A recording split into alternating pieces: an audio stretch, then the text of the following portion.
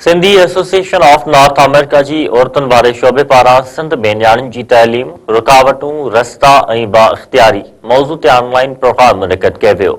Programme में मुख़्तलिफ़ मुल्कनि ऐं सिंध जे शहरनि ऐं ॿाहिरियुनि मां वॾे अंग में माण्हुनि शिरकत कई। मेज़बान शाहिदा शेख, जेका औरतुनि वारे शोबे जी नाइब सदर आहे, महिमाननि ऐं शिरकत कंदड़नि खे भलीकार कंदे चयो त तइलीम हर फ़र्द जो हक़ आहे, पर अफ़सोस सां चवणो पवे थो त सिंध जे केतिरनि ई न्याणियुनि खे अॼु बि स्कूलनि जी खोट, समाजी पाबंदियुनि, गुरबत ऐं हिफ़ाज़ती मसइलनि सबबि सिख्या ताईं पहुच में वॾियुनि रुकावटुनि खे मुंहुं ॾियणो पवे थो।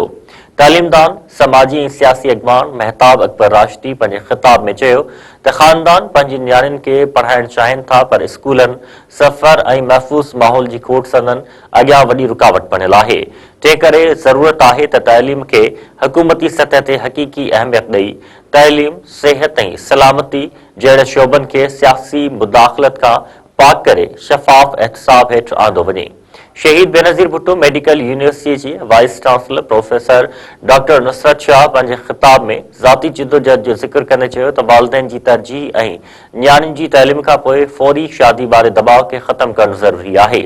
समाजी अॻवान ऐं तालीमदार महानूर शेख चयो त ॿारहाड़ी जी न्याणियुनि खे माली मसइला, घरू पाबंदियूं ऐं समाजी रवैया सिख्या जे रस्ते में सभ खां वॾियूं ॾुखियायूं पैदा कनि था।